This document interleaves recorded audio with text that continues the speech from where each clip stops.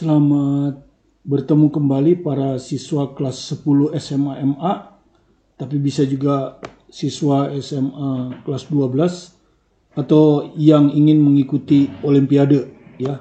Karena ini adalah konsep dasar bagi yang mengikuti Olimpiade. Gerak harmonik sederhana part 2. Part 1 sudah selesai kemarin. Kita akan ambil buku dari sini, kebetulan ada soal seperti ini ya.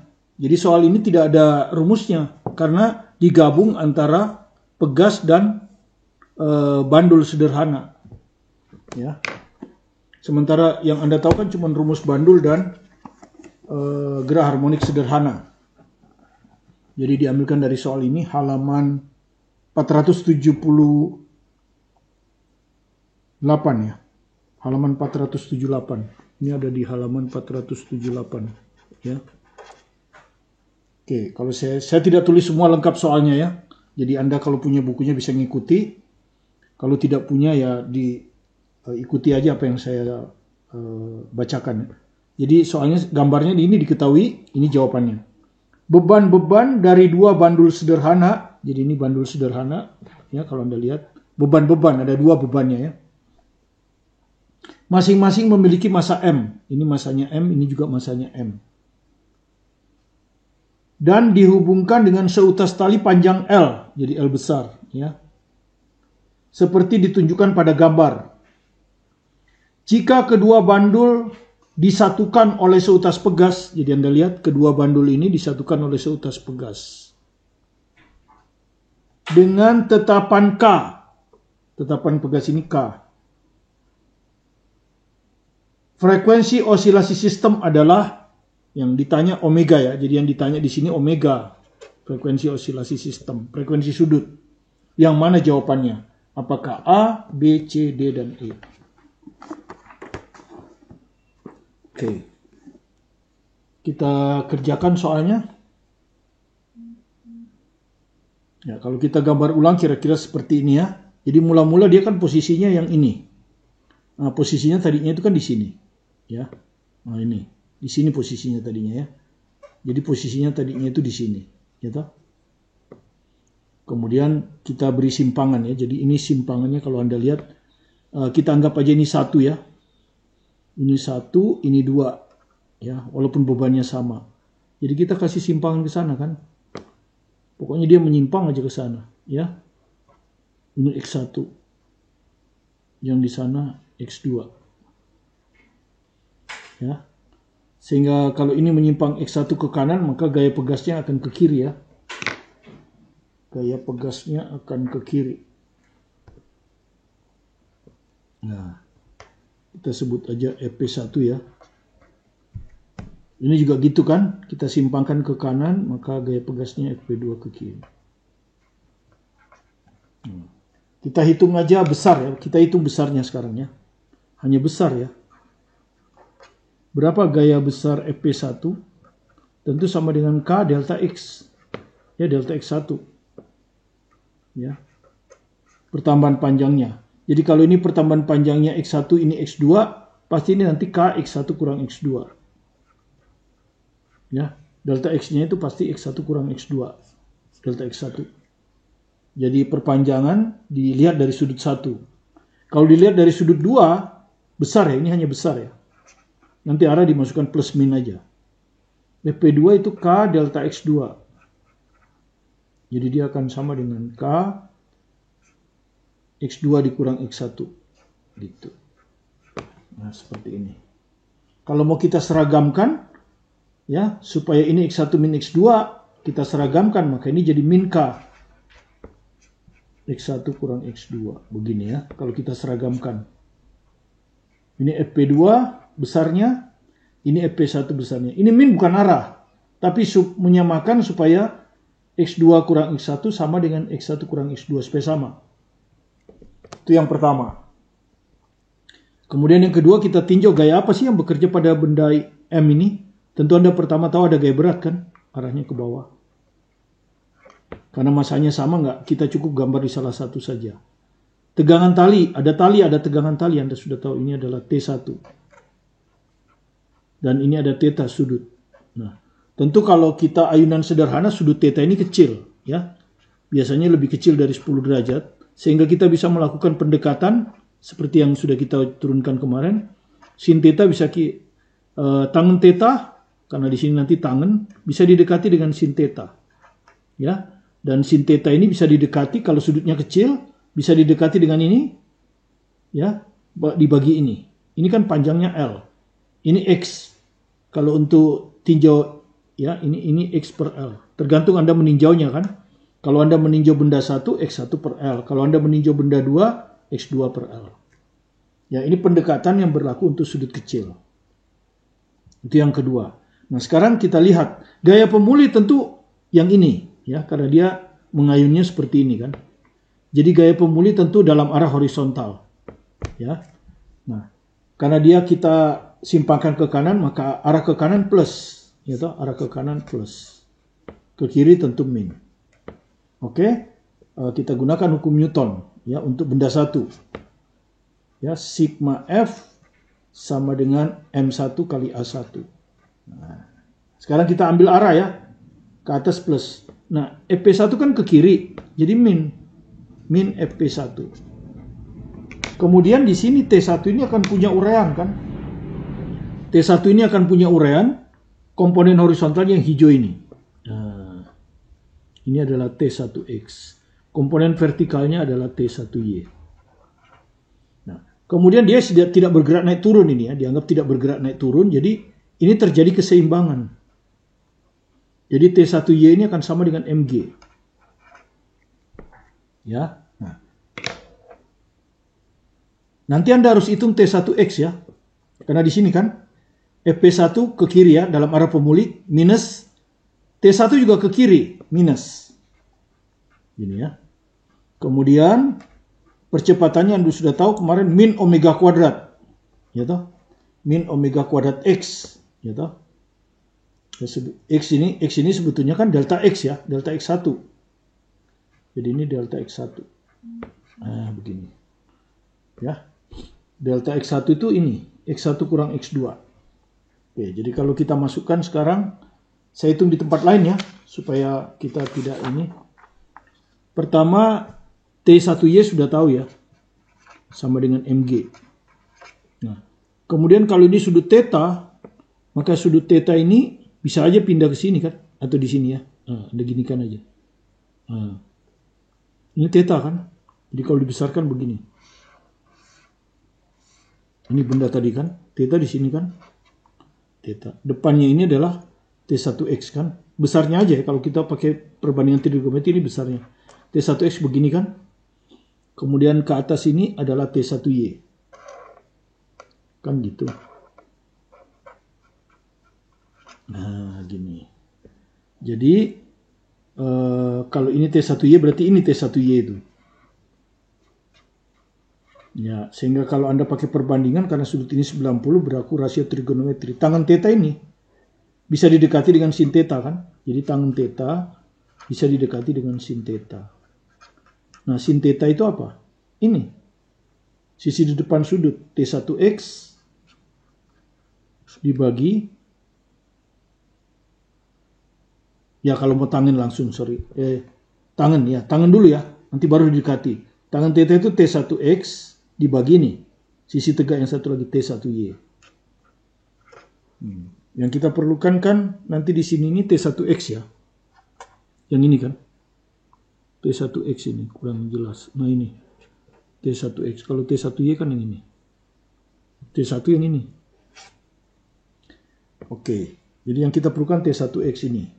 Jadi T1X bisa didekati dengan T1Y sin alpha. Sin theta. Nah, sedangkan sin theta bisa kita dapatkan kalau ini kan pakai T, kalau pakai panjang ini L. Ya, ini panjangnya L ini. Nah. Yang ini kalau pakai panjang ya, yang ini kalau kita pakai panjang tadi apa? X1 kan? X1 ini. Kan tadinya posisinya di sini, sekarang di sini kan X1. Ini adalah X1. Jadi kalau kita pakai sin theta, maka sin theta itu untuk panjang ya. Kalau yang tadi ini kan untuk gaya. Untuk panjang sin theta adalah ini, panjang ini. Panjang ini adalah X1. Dibagi hipotenusa. L. Ya. Nah, inilah yang kita masukkan ke sini. Nah, jadi dari sini kita dapat T1X sama dengan T1Y udah sama dengan MG. Ya. Jadi T1Y ini bisa kita ganti MG. Sin theta bisa kita ganti X1 per L. Nah, sudah dapat T1X. Ya, kita masukkan nanti di sini. EP1 udah ini kan, ini EP1 besarnya. Kalau arahnya kan kita sudah kasih tanda min. Ya, karena kita ambil arah positif ke kanan, sementara EP1 ke kiri. Yang merah ini. Ya, kalau Anda lihat yang merah ini kan, ini. Kalau merah nggak kelihatan itu. Ya, EP1. Jadi ini min EP1 K X1 kurang X2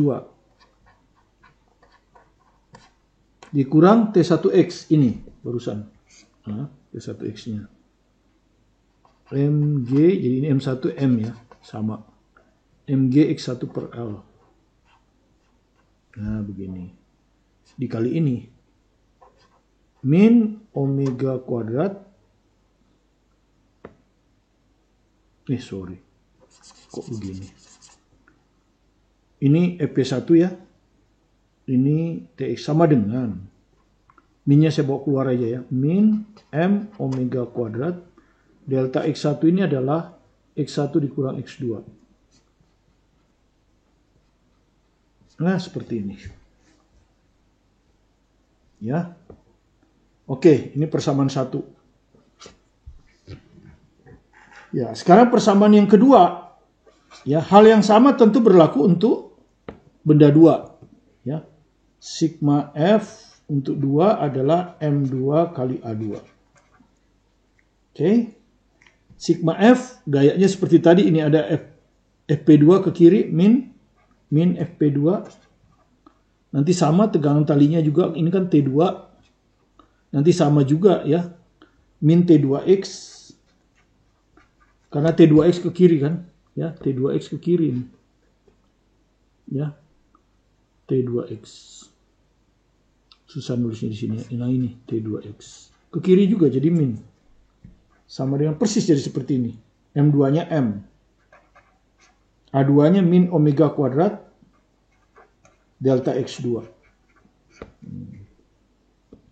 Kemudian kalau kita masukkan FP2, nah ini sudah kita bikin. Min lagi kan? Min lagi. Min nggak apa-apa ya, kita tulis lagi lah supaya ini nanti. Min itu ini. Kalau ini min. K X1 min X2. Min T2X nanti sama persis seperti ini. MG tapi X-nya bukan X1. Tapi X2 per L. Persis sama ya. Karena hanya yang beda cuma X1-nya kan. Kemudian ruas kanannya min M omega kuadrat. Delta X2 adalah ini. Delta X2. X2 kurang X1. Nah, seperti ini ya. Oh, sorry. Saya ada kesalahan sedikit ya. Ini kan yang saya tinjau benda 1 ya. Jadi kalau A1-nya nggak pakai delta. X1 aja. Ya. Jadi X1 aja ini. Ini nggak ada.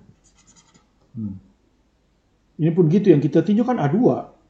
Ya. Jadi X-nya harus X2 dong. Ya. Jadi nggak usah pakai X1. X2 saja. Nah, seperti ini. Ya.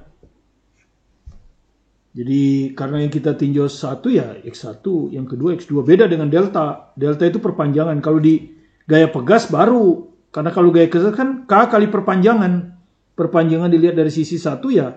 Kalau ini berpanjang X1, ini X2, berarti mereka berpanjang X1 kurang X2.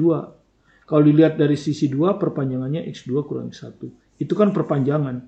Kalau ini lain. Kalau ini percepatan dari benda 1. Ya tentu X-nya X1 saja. Ya. Kalau percepatan 2 ya X2 saja. Itu kekeliruan saya. Oke. Sekarang kita hitung. Min kali min berarti K ya. K X1 kurang X2. Ini di sini kan ini. Nah, ini tetap min MG X2 per L. Sama dengan ini min M omega kuadrat X2. Nah, ini persamaan yang kedua. Ini persamaan yang ke-1. Ya. Kalau Anda gabung kedua persamaan ini, ya, maka Anda akan dapatkan hasil sebagai berikut ya. Jadi 1 dengan 2 saya gabung, saya tambah ya. Dikurangi supaya gampang, kalau supaya mau nambah, ini kan K X1 min X2, ini min. Kalau kita tambahkan bisa hilang jadi 0, padahal nggak boleh kan. Jadi supaya kita kalikan min aja nomor 1 ini. Kita kalikan min. Supaya tidak 0 nanti kalau kita jumlah. Jadi min kali min plus. Jadi ini K X1 min X2. Sehingga kalau kita jumlahkan tidak hilang tapi jadi 2 kali. Min kali min plus. Mg X1 per L. Min kali min plus. Nah, inilah persamaan 1. Oke, sekarang saya jumlah ya. Persamaan 1 saya salin di sini. K X1 kurang X2 ditambah Mg X1 per L. Yang ini nih. Sama dengan M omega kuadrat X1. Oke. Ini persamaan 1. Terus persamaan kedua yang ini. Ya. Persamaan kedua ini yang saya akan salin di bawah sini. K X1 kurang X2 ini kurang Mg X2 per L sama dengan min M omega kuadrat X2. Nah ini baru saya jumlahkan. Ya, karena itu saya rubah dulu. Kalau enggak saya jumlahkan nanti 0. Kalau dikurangi suka salah tanda. Ini bilangan yang sama berarti 2K. 2K X1 min X2. Ini Mg-nya sama bisa keluar. Mg per L ya. Ini ada Mg, ini ada Mg, ini ada L, ada L. Jadi bisa keluar Mg per L. Maka di dalamnya sisa X1 kurang X2. Ini pun sama, M omega kuadrat, ini M omega kuadrat. Jadi bisa keluar M omega kuadrat. X1 kurang X2. Nah, sudah seragam. Ini X1 kurang X2, ini X1 kurang X2, ini X1 kurang X2. Seragam kan? Nah, kalau seragam gitu kan sebetulnya bisa hilang. Ya. Jadi sebetulnya sudah bisa hilang ya. Ya, dengan catatan lain, dengan catatan X1 kurang X2, ya kalau sama juga nggak ada masalah, tetap berlaku kan. Tapi biasanya tidak sama dengan 0. Karena kalau sama dengan 0 nanti dibagi 0 nggak boleh kan. Jadi ini anggap aja nggak ada. Nah. Kemudian di sini ada M, di sini ada M, di sini nggak ada M. Jadi ini kita kalikan M per M. Jadi 2K kalikan M per M. Supaya nanti M-nya bisa dikeluarkan. Jadi ini sisa 2K M per M, ini Mg per L. Yang ini M omega kuadrat. Nah, yang ditanya ini kan. Nah, sekarang kita bagi M. Maka kalau kita bagi M ini hilang kan. Ini sisa 1. Ini hilang, ini hilang. Sehingga ketemulah ini 2K per M. Ini G per L. Ini omega kuadrat. Ya, dengan demikian omega sama dengan akar 2K per M tambah G per L. Nah, seperti ini. Ya. Jadi kalau Anda lihat jawabannya adalah 2K per M. Nah, ini 2K per M. Hanya satu ya. Ditambah G per L. Jadi jawabnya D. Nah, seperti ini. Yang berikutnya adalah kita akan belajar tapi lebih detail dan soal ini sudah muncul di SBMPTN ya. Walaupun sebelumnya munculnya di seleksi KSN tingkat kota. Periode bandul sederhana. Jadi Anda sudah belajar sebelumnya ya, saya tidak akan ulang bahwa kalau bandul itu ini ada tali di ujungnya dikasih M, panjang tali L, kemudian dari posisi seimbang kita tarik, kemudian dia akan gerak harmonik sederhana. Ya. Gravitasi tentu arahnya ke bawah. Nah, sebetulnya periode bandul sederhana yang kita pelajari di sekolah itu adalah bandulnya itu ada di kerangka acuan inersial. Ya, jadi kerangka acuannya itu kerangka acuan inersial. Yaitu kerangka acuan yang diam terhadap tanah. Ya, seperti kalau Anda sedang duduk di sekolah, di bangku itu Anda diam terhadap tanah. Tanahnya itu sama dengan bumi. Atau kalaupun dia bergeraknya lurus beraturan. Misalnya Anda naik mobil, tapi mobilnya bergerak lurus dengan kelajuan tetap pada gerak lurus. Anda kemudian mengayunkan bandul. Nah, itu berlaku kerangka acuan inersial. Maka, tapi kedua, pengamat harus pengamatnya harus satu kerangka dengan kejadian bandul. Jadi kalau bandulnya terjadi di lab, pengamatnya harus ada di lab. Kalau bandulnya ada di elevator, pengamatnya juga harus ada di dalam elevator, nggak boleh ada di luar. Nah, maka berlakulah rumus ini. Periode sama dengan 2pi akar L per G. L itu panjang ayunan, panjang tali, G itu gravitasi. Arahnya ke bawah. Ini kita biasanya kalau nggak diketahui kita anggap 10 meter per detik kuadrat. Kalau frekuensi sudutnya Anda sudah tahu 2pi-nya hilang, ini dibalik G per L. Ya, itu biasa. Tapi sekarang sudah mulai muncul. Dan termasuk soal tes. Ya, SBMPTN sudah muncul. Bagaimana kalau kerangka acuannya non-inersial? Kerangka acuan non-inersial adalah kerangka acuan yang dipercepat terhadap tanah atau bumi. Misalnya kalau Anda masuk lift, liftnya dipercepat. Mau ke atas atau ke bawah. Yang jelas dipercepat terhadap tanah. Tanah di sini bisa aja lantai. Ya. Nah, kalau ini yang terjadi, maka ada percepatan fiktif. Ya. Percepatan fiktif itu apa? Percepatan bandul dilihat oleh kerangka acuan non-inersial, ya. Kerangka acuannya non-inersial. Itu disebut percepatan fiktif. Jadi seakan-akan bandul ini mengalami percepatan oleh kerangka acuan non-inersial. Ya, misalnya lift. Nah, besarnya sama dengan percepatan kerangka acuan. Misalnya kalau percepatan liftnya 4, dia juga 4. Cuman kalau liftnya ke atas, dia ke bawah. Kalau liftnya ke bawah, dia ke atas. Jadi selalu berlawanan. Itu yang penting. Nah, kalau itu yang terjadi, maka yang berlaku rumusnya masih sama. Cuman G-nya harus dikasih G aksen. Ya. Nah, di mana G aksen ini adalah resultan antara percepatan bumi yang arahnya ke bawah, yang Anda anggap 10 itu, karena itu arah ke bawah biasanya positif kalau untuk soal ini. Ditambah percepatan fiktif. Ya, secara vektor ya, dijumlahkan secara vektor. Nah, sebagai contoh kita akan buat 2 soal, ya toh. Nomor 21 dan 22. Oke, di buku ini ya. Kita baca nomor 21 dari buku ini. Saya tidak tuliskan semua kata-katanya karena terlalu panjang. Jadi saya bacakan saja. Nomor 21 dan 22. Kita mulai dari nomor 21 dulu. Halaman 488 ya. Ya, ini kalau Anda baca. Ya, seperti ini. Ya. Sebuah bandul dengan panjang L, nah ini ya ditulis di sini panjangnya L, dihubungkan ke atap sebuah elevator. Jadi ini elevator nih.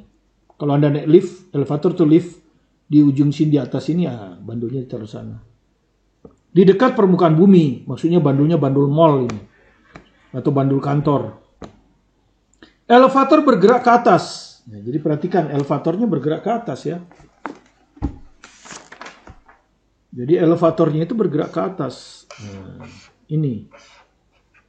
Ya. Lift lah, elevator to lift. Tentu terhadap tanah ini ya. Bergerak ke atas. Gitu. Dengan percepatan A sama dengan setengah G. Nah ini.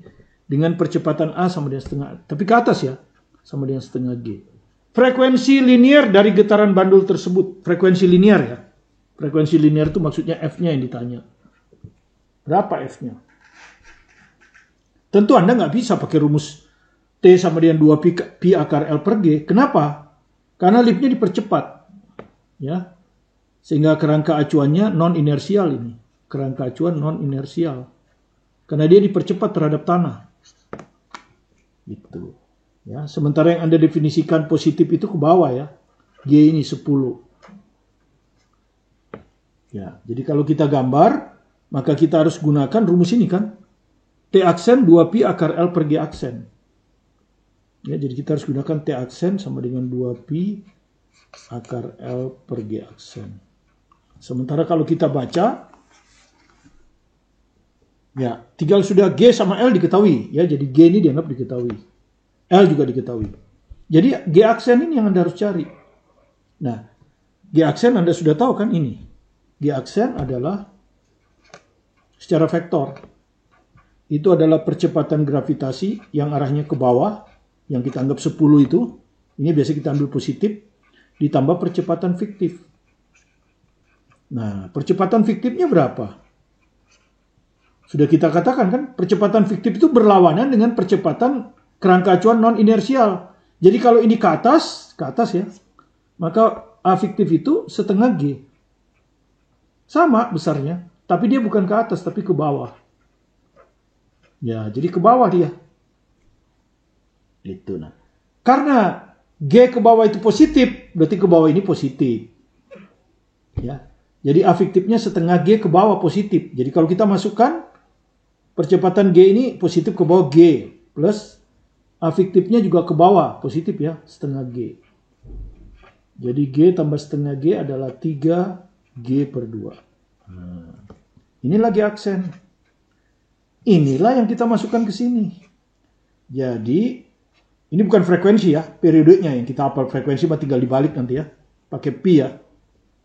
Jadi T aksen sama dengan 2pi akar L per. Nah, G aksennya Anda ganti 3G per 2. 3G per 2. Atau 2pi akar, naikkan 2L per 3G. Ya gampang kalau F aksen kan, tinggal kebalikan dari seperti aksen. Dibalik aja, 2pi kalau dibalik 1/2pi. Akar, 2L per 3G kalau kita balik, 3G per 2L. Nah ini. Ya, ini SBMPTN sudah seperti ini. Ya. Jadi Anda harus terampil, jangan Anda harapkan soalnya seperti standar sekarang. 3G per 2L. Jawaban A. Ya, 3G per 2L. 3G per 2L. Nah, sekarang kita bikin soal nomor 22. Ini juga sudah keluar di SBMPTN sebelumnya. Walaupun sebelumnya sudah keluar dulu di KSN tingkat provinsi. Ya. Jadi, saya bacakan soal aslinya dari buku ini ya. Nih, ya, halaman 488. Ya, jadi halaman 488 buku saya. Sebuah ayunan sederhana dibawa oleh seorang yang berdiri pada sebuah tangga berjalan. Jadi tangga berjalan ya. Jadi Anda bayangkan Anda menaiki tangga berjalan. Ya, tapi Anda diam kan di tangga berjalan itu, yang memiliki kemiringan 30 derajat terhadap bidang datar. Ya, jadi tangga berjalannya itu punya kemiringan terhadap bidang datar ya. Jadi kalau kita anggap ini tangga berjalan gitu ya, kemiringannya 30 derajat ya, ini tangga berjalan. Ya, eskalator itu disebutnya kan, kalau dalam bahasa ini tangga berjalan. Nah, jadi taruhlah ini ada orang ya di sini, dia pegang yaitu bandul. Nah, ini seperti ini kan. Nah, seperti ini. Bandul ya toh.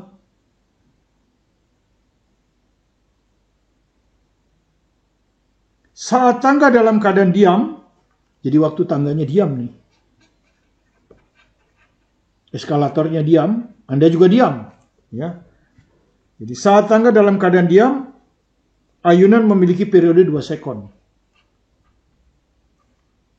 Nah, tangganya diam ya, berarti kerangka acuannya kerangka acuan inersial. Maka Anda pakai rumus T sama dengan 2pi akar L per G. Tanpa aksen ya. Ini sama dengan 2 sekon, diketahui. Ya, nanti kita akan bandingkan. Jika tangga kemudian mulai berjalan dengan percepatan ke atas. Nah, sekarang tangganya berjalan ke atas, gitu loh. Tangganya berjalan ke atas dengan percepatan 2. Nah, ini apa ini? Ini tangga berjalan kan? Terhadap tanah. Tanah di sini maksudnya lantai yang diam ini. itu 2. M per S kuadrat. Nah, Anda sudah tahu kan, ini adalah non inersial. Maka di sini akan ada percepatan fiktif, tapi ke bawah. Ini percepatan fiktifnya. Jadi percepatan fiktif tuh selalu berlawanan dengan kerangka acuan, tapi besarnya sama.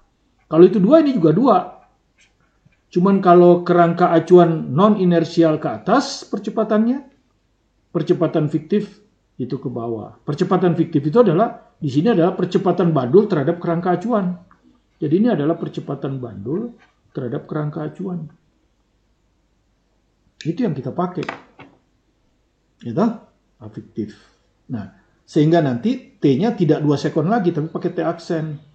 Sama dengan 2pi akar L per G aksen. Nah, ini nggak tahu. Ini tahu, makanya nanti kita bandingkan. Nanti Anda akan bandingkan ini. Ya, kalau kita bandingkan T aksen per T, kalau mau cepet ya, yang tetap hilang. 2pi kan hilang. Sama-sama 2pi. L, ya, Anda lihat sama. Ya sama dan berada pada pembilang. Dia juga akan hilang. Nah, cuman Anda harus hati-hati. T itu berbanding terbalik dengan G. Sehingga kalau Anda pakai T aksen, maka G-nya G. Dia aksennya di bawah. Nah, seperti ini perbandingannya. Akar G per G aksen. Sehingga dari sini Anda yang ingin dihitungkan periode ayunan pada tangga. Maka T aksen sama dengan T akar G per G aksen. Gitu. T-nya ini 2. Nah, sekarang Anda harus cari G per G aksen. Kan gitu. Anda harus cari G per G aksen sekarang. Seperti apa? Baru nanti disubstitusi ke sini. Ya, oke. Kita akan hitung berapa G per G aksen.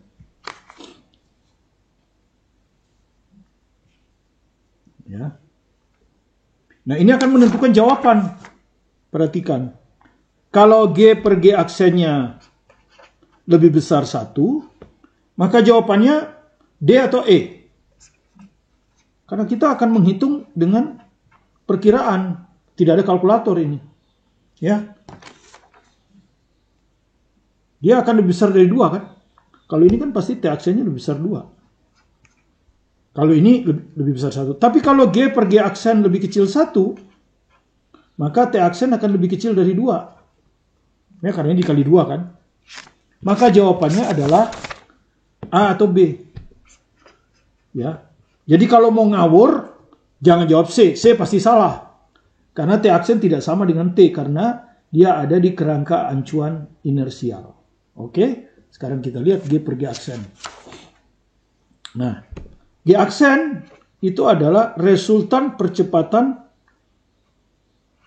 yang ke bawah ini, yang Anda anggap positif, biasanya 10, ditambah secara vektor ya, percepatan fiktif secara vektor. Nah, jadi Anda harus cari. Nah, Anda carinya gimana? Ini afektif ke bawah kan, yang hijau ini. Ini. Afektif ini 2. Ya toh? Kemudian gravitasi yang ke bawah itu 10. Kan begini. Maka resultannya yang ini dong. Nah, ya toh? Resultannya yang ini, yang merah ini. Mudah-mudahan kelihatan. Ini. Ini yang G aksen itu. Itu. Nah, kalau Anda perpanjang, ini kan sudutnya 30 ini. Ini yang hijau ini. Kalau kita perpanjang kan. Ya. Ini 30. Nah, yang kita perlukan kan sudut ini. Nah, Anda perhatikan, ini kalau lurus ini kan 90. Ini 90, ini 30, jadi ini 60. Nah, Anda sudah belajar rumus resultan kan di kelas 10, bab-bab awal, vektor. Ya, kalau tidak jelas Anda pelajari dari YouTube saya, sudah ada vektor itu. Maka G aksen akan sama dengan akar, kan gitu ya. 2 kuadrat. Jadi asalnya dari rumus kosinus 10 kuadrat ditambah 2 kali 2, 10. 2, 10. Kosinus 60 derajat. Sudut antara kedua vektor kan. Vektor pertama, vektor kedua. 60. Nah, cos 60 itu setengah. Ya, sehingga kalau kita ini hitung ini akar 4 ditambah 100, ya kan? Ditambah, ini setengah nanti. Hilang 2 ini kan? Jadinya nanti kan setengah ini. Setengahnya hilang dengan ini. 2 kali 10, 20. Nah, begini. Kemudian, Anda lihat ini berapa? 124. Ya. Oke, akar langsung aja hitungnya 124. Nah, begini. Jadi kalau kita masukkan ke bintang, ya, maka kalau kita masukkan ke bintang, T aksen akan sama dengan 2 akar G. G-nya itu 10 kan ya? Per akar 124. Nah, begini. Ya tak? Nah, Anda lihat, akar 124 ini pasti lebih besar dari 10. Karena 10 itu akar 100. Lebih besar dari 10. 10 dibagi bilangan lebih besar dari 10, dia pasti lebih kecil 1. Sehingga pasti lebih kecil 2 jawabnya. Karena lebih kecil 2, maka jawabannya tinggal A atau B. Ya, jadi jawabannya tinggal A atau B. Saya salin aja ya.